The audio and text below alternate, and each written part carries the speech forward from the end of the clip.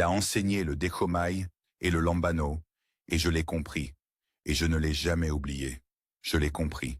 Cela explique tant de récits dans le livre des Actes, qui ne sont rien d'autre qu'une pure confusion pour celui qui cherche.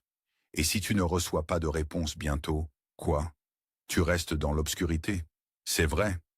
Eh bien, parbleu, regardons Ecclésiaste. Psaume, Proverbe, Ecclésiaste 11. Un verset intrigant.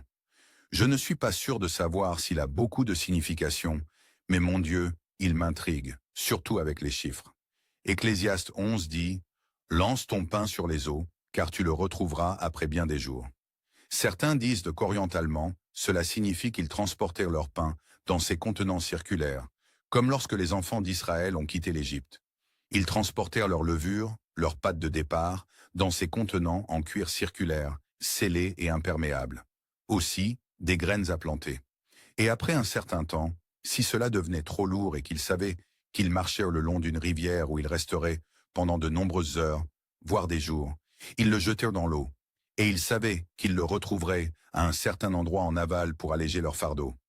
Lance ton pain sur les eaux, car tu le retrouveras après bien des jours. Mais voici celui-ci. Donne une portion. Le contexte du pain fait référence au pain de vie. Donne une portion à 7, et aussi à quoi? 8. Car tu ne sais pas quel mal harcelant viendra sur la terre. Waouh! Je pense que c'est une incitation spirituelle à avancer dans cette 8e section avec une grande détermination, avec la plus grande attention, le plus grand focus. Qu'est-ce que je vise? Dévouement. Quel que soit le jeûne nécessaire, quelle que soit la mise de côté des activités normales, tu dois mettre de côté pour la semaine prochaine, du lundi au vendredi. Ça en vaut la peine. Ça en vaut la peine. Et si tu ne peux pas pendant cette période particulière, tu as les enregistrements qui arrivent. Et cela vaut la peine de mettre cela de côté pour une attention totale. Donne une portion de pain à 7. 7 est le nombre de la manifestation du discernement des esprits, ce que nous faisons. Et aussi à 8, l'initiation d'un nouveau départ. Bollinger traite dans son livre sur les chiffres que 8 est en réalité 2 chiffres.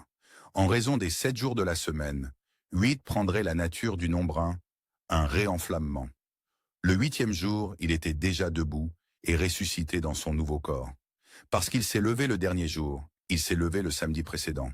Souviens-toi, c'était la résurrection, la nuit précédente, au 7e jour. Eh bien, cela a du sens, ressuscité au 7e jour.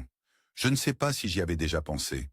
Le 8e jour était l'initiation d'un nouveau jour, un nouveau jour. Et cela pourrait également être lié ici. Car tu ne sais pas. Tu ne sais pas par expérience quel mal harcelant viendra encore sur la terre où nous vivons. Eh bien, je pense que tu serais d'accord avec ça, n'est-ce pas?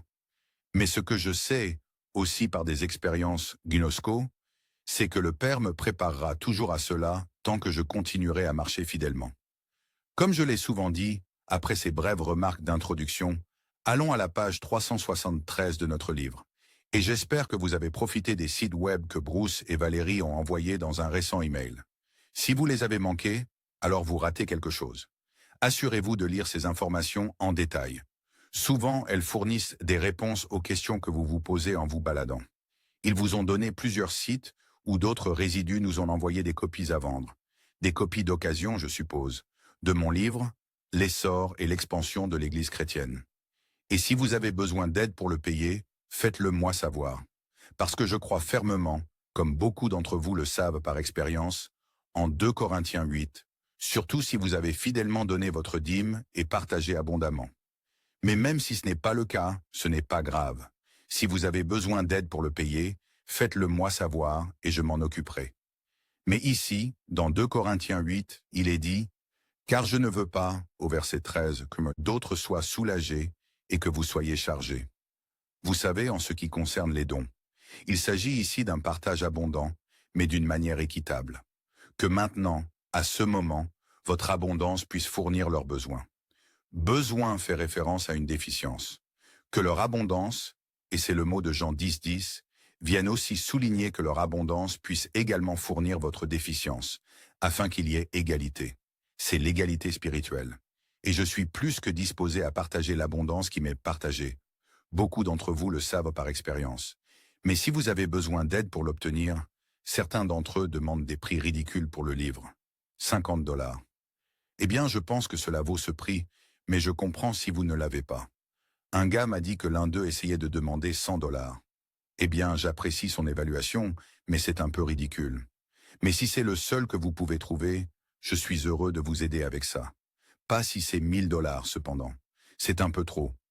D'accord, respirons profondément. Prêchez et enseignez avec toute audace le fondement de la régénération. Et vous pourriez fournir n'importe lequel de ces synonymes que je vous ai donnés auparavant. Réforme, résurrection, le fondement de l'abondance, le fondement de ou dans la prévalence. J'adore ça.